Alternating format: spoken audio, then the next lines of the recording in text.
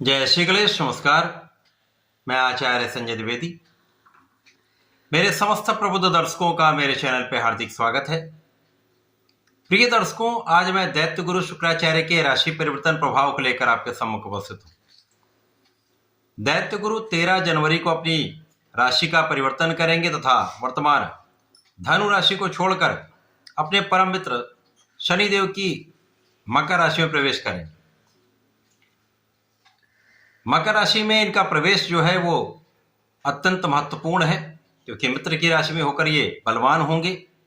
वैसे भी ज्योतिष में कहा गया है, जब भी कोई ग्रह स्वराशि का, मित्र राशि का या उच्च राशि का होता तो उसका सकारात्मक परिणाम प्राप्त होता है।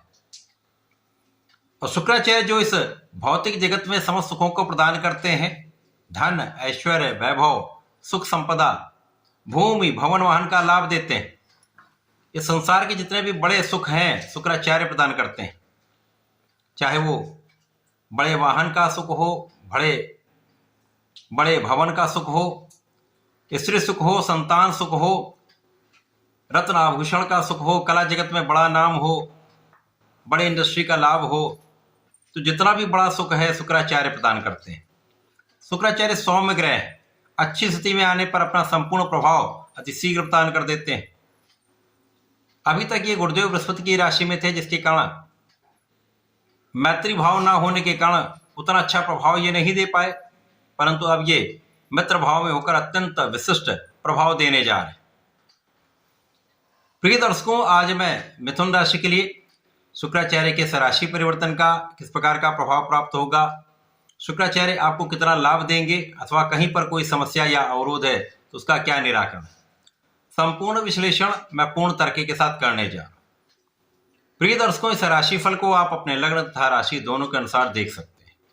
मिथुन राशि बुध की राशि है। शुक्र और बुध का अति मित्र का भाव है, और मित्र की राशि के लिए शुक्र का यह परिवर्तन अष्टम भाव में हो रहा है। अब क्योंकि अष्टम भाव त्रिक भाव है, यह निर्बलता का भाव है, डिप्रिसिएशन का भाव है, यहाँ पर समस्त ग्रहों का प्रभाव क्षीण हो जाता है, डिप्रिशिएट हो जाता है। तो जो शुक्र का कार्यकत्व है तथा जिन जिन भाव के स्वामी शुक्राचार्य हैं, वहां पर निर्बलता निश्चित रूप से आएगी।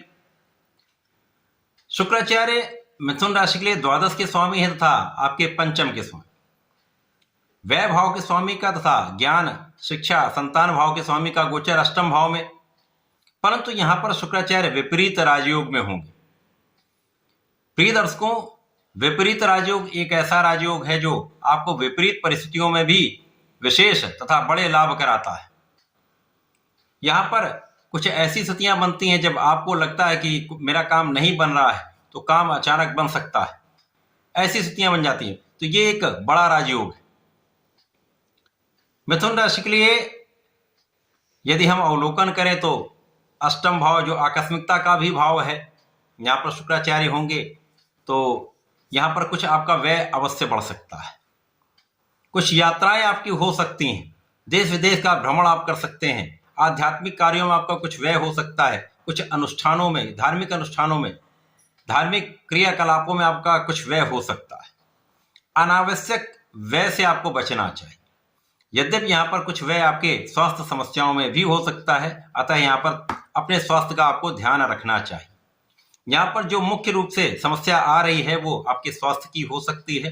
यहाँ पर मौसम के रोग के कारण आप पीड़ित हो सकते हैं, यहाँ पर कुछ एलर्जी की समस्या हो सकती है, आंखों से संबंधित कुछ विकार हो सकता है, तो ध्यान देने की आवश्यकता होगी। यहाँ अपने वाणी पर भी आपको संयम रखना चाहिए। वाणी की कठोरता से कुछ समस्या आ सकती है, अतः इस समय में बहुत संयमित तथा बहुत संतुलित व्यवहार आपको रखना चाहिए।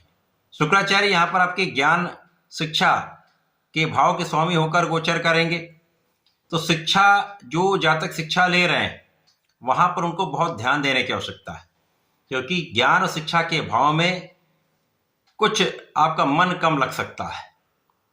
ध्यान देके आप पढ़ाई करेंगे, पूर्ण मनोयोग से लगे रहेंगे, पूर्ण परिश्रम करेंगे तो परिणामों में कोई बड़ी समस्या नहीं आएगी, क्योंकि विपरीत राजयोग है। तो यहाँ पर कुछ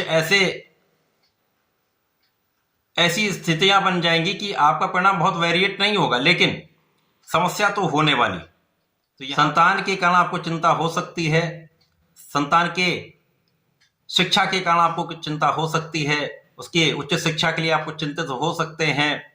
तो यहाँ पर अनावश्यक चिंता से आपको बचना चाहिए।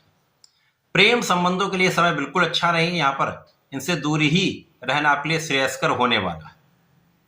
परंतु इस समय में शुक्राचार्य का जो प्रभाव है आपके कम परिश्रम के बाद भी आपको आपके कार्यक्षेत्र में लाभ दिलाने वाला होगा। आपके अचानक कुछ ऐसे कार्य बन सकते हैं जिनके लिए आप बहुत समय से प्रयास कर रहे थे।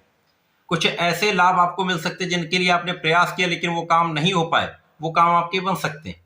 इसी प्रकार से अचानक कुछ धन आपको मिल सकता है।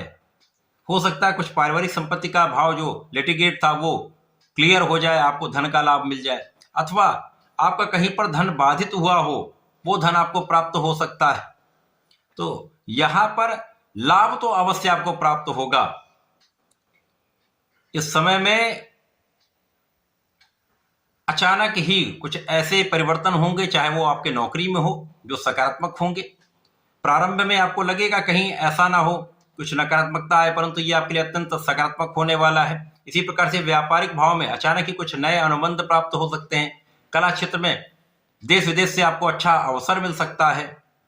तो लाभ की मात्रा बढ़ने वाली, धन की मात्रा बढ़ेगी, परंतु यहाँ पर धन का संचय आपको ध्यान से करना चाहिए, सही इन्वेस्टमेंट करना चाहिए। इसी प्रकार से इस समय में आपके रिसर्च वर्क में वृद्धि होगी। आपका एनालिसिस जो है वो अच्छा होने वाला है। यदि ध्यानपूर्वक काम करेंगे, सोच विचार कर कार्य करेंगे, वैचारिक रूप से आप सुदृढ़ रहेंगे, बुद्धि का पूर्ण प्रयोग करके काम करेंगे, तो समस्याएं कम से कम होंगी। इस पूरे समय में आपको नियमित रूप से भगवान गणपति की आराधना करनी चाहिए। ओम गंग गणपतये नमः का नित्य एक माला का जप करें। संकट नाशन गणेशोत्तम का पाठ अवश्य करें तथा प्रत्येक बुधवार को भगवान भोलेनाथ पर जलार्चन करें। गंगा जल से अभिषेक करें तथा बेलपत्र का अर्पण करें। विशेष लाभ आपको प्राप्त होंगे। समस्याओं से मुक्त होकर आप पूर्ण लाभ ले पाएं। तो ऐसा करके इसका उपयोग करें। धन्यवाद। नमस्कार।